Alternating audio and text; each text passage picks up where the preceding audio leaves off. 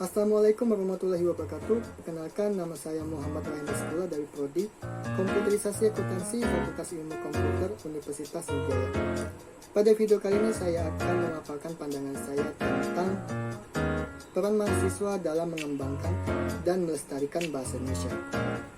Secara umum, bahasa merupakan hasil reka cipta manusia dalam upaya menjalin komunikasi dengan manusia-manusia lain. Namun, secara etimologis, kata bahasa berasal dari bahasa Sanskerta, yakni basa, yang artinya sistem lambang bunyi, yang digunakan oleh semua orang atau anggota masyarakat untuk berinteraksi satu sama lain dalam bentuk percakapan yang baik.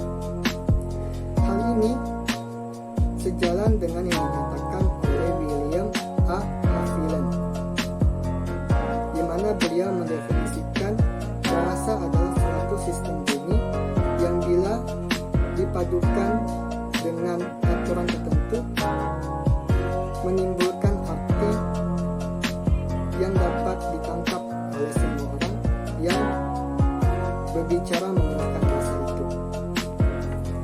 Dalam upaya menjalin komunikasi dengan manusia-manusia lain, tentunya bahasa memiliki berbagai fungsi, seperti bahasa dapat dijadikan sebagai alat berkomunikasi, bahasa dapat dijadikan alat untuk mengekspresikan diri, bahasa bisa dijadikan alat untuk beradaptasi dengan sosial.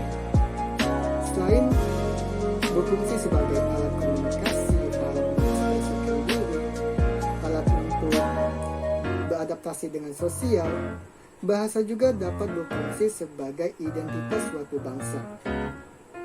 Kita bisa membedakan antara suatu bangsa dengan bangsa yang lainnya dengan menggunakan bahasa yang mereka gunakan, termasuk bangsa Indonesia.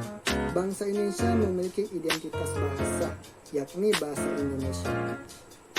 Itu sudah tertera dalam Sumpah Pemuda yang dideklarasikan pada tanggal 28 Oktober tahun 1928, yang mana di dalam Sumpah Pemuda tersebut, para pemuda-pemuda Indonesia telah mengaku bahwa bahasa Indonesia merupakan bahasa persatuan Indonesia. Dari sini kita dapat simpulkan bahwasanya bahasa Indonesia merupakan salah satu identitas bahasa yang bisa dijadikan alat pemersatu bangsa, dan bahasa Indonesia juga memegang peranan penting untuk hal tersebut. Karena memegang peranan penting dalam persatuan dan kesatuan bangsa Indonesia, tentunya bahasa Indonesia harus dikembangkan ke arah yang lebih baik. Perkembangan bahasa Indonesia bisa diartikan sebagai suatu kegiatan yang dengan secara sadar ditujukan pada penyesuaian sistem dan struktur bahasa Indonesia dengan kebutuhan kemasyarakatan dan pembangunan yang masih berhubungan dengan ilmu pengetahuan dan teknologi pada saat itu. Tujuan dari pengembangan bahasa Indonesia itu sendiri lebih diarah pada upaya peningkatan kelengkapan bahasa Indonesia. Hal ini dikarenakan kelengkapan bahasa Indonesia masih digunakan di berbagai bidang. Selain itu, pengembangan bahasa Indonesia juga ditujukan pada upaya peningkatan mutu daya ungkap bahasa Indonesia. Peningkatan daya ungkap bahasa Indonesia meliputi perluasan kosakata bahasa Indonesia dan pemantapan kaidah-kaidahnya. Sehingga tidak heran upaya untuk terus mengembangkan bahasa Indonesia menjadi bahasa yang dapat dijadikan sebagai wadah pertumbuhan perekonomian dan perkembangan ilmu pengetahuan dan teknologi terus digulirkan di setiap Kongres Bahasa Indonesia. Selain itu juga, salah satu upaya yang dilakukan dalam pengembangan bahasa Indonesia ialah dengan cara mengembangkan kosakata bahasa Indonesia. Setidaknya ada 3 cara yang bisa dilakukan dalam mengembangkan kosakata bahasa Indonesia, yaitu yang pertama, mengangkat kembali kata-kata yang telah usang dengan pemaknaan yang baru.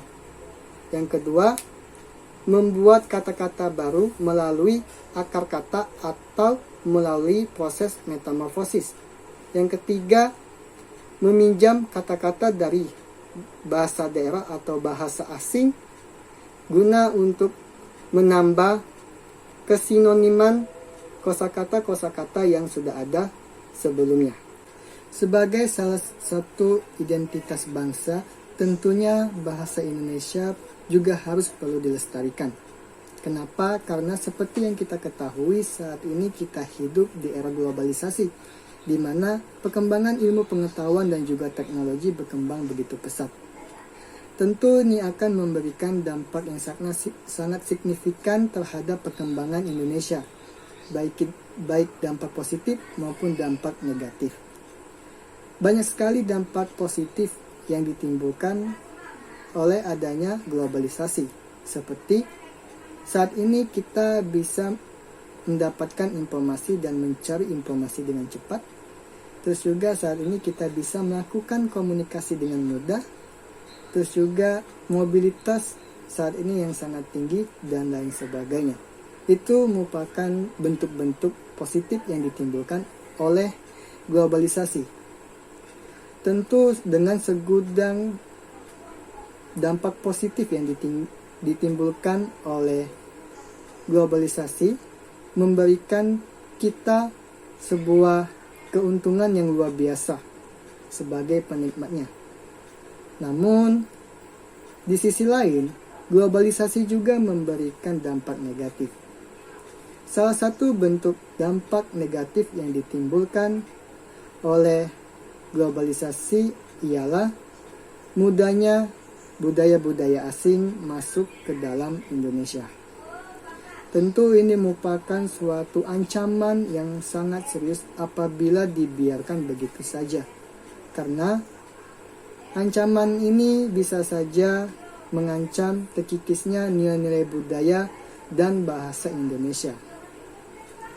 Dengan mudahnya budaya-budaya asing masuk ke Indonesia, membuat penggunaan bahasa di Indonesia cenderung bervariatif.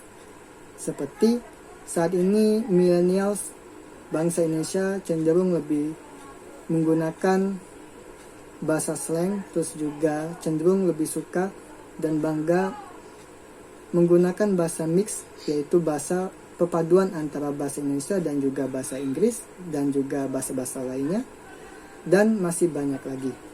Tentunya ini tidak sesuai dengan kaidah-kaidah bahasa Indonesia. Lantas, bagaimana tanggapan mahasiswa atau bagaimana peran mahasiswa dalam menanggapi hal tersebut? Tentu, mahasiswa memegang peranan penting dan bertanggung jawab penuh terhadap pengembangan, pelestarian, dan juga mempertahankan bahasa Indonesia. Karena bagaimanapun juga, bahasa Indonesia merupakan identitas bangsa Indonesia. Oleh karena itu, generasi muda bangsa Indonesia sebagai penerus bangsa Indonesia diharapkan berperan aktif untuk mengembangkan dan melestarikan bahasa Indonesia agar tidak termakan oleh perkembangan zaman. Tentu ada banyak cara yang bisa dilakukan oleh mahasiswa untuk dapat melestarikan, mengembangkan, dan mempertahankan bahasa Indonesia. Seperti yang pertama, ikut berperan aktif dalam pengembangan bahasa Indonesia. Yang kedua, ikut berkontribusi dalam memecahkan masalah pengembangan, pelestarian, dan juga mempertahankan bahasa Indonesia. Yang ketiga, menjunjung tinggi bahasa Indonesia di dalam negeri. Yang keempat, menyaring budaya-budaya yang berasal dari luar. Dan yang kelima, meningkatkan rasa kepercayaan diri dalam menggunakan bahasa Indonesia. Tentu cara-cara tersebut tidaklah mudah untuk dilakukan. Oleh karena itu, mahasiswa perlu adanya dorongan dan dukungan dari semua lapisan masyarakat agar mereka mampu untuk melakukannya.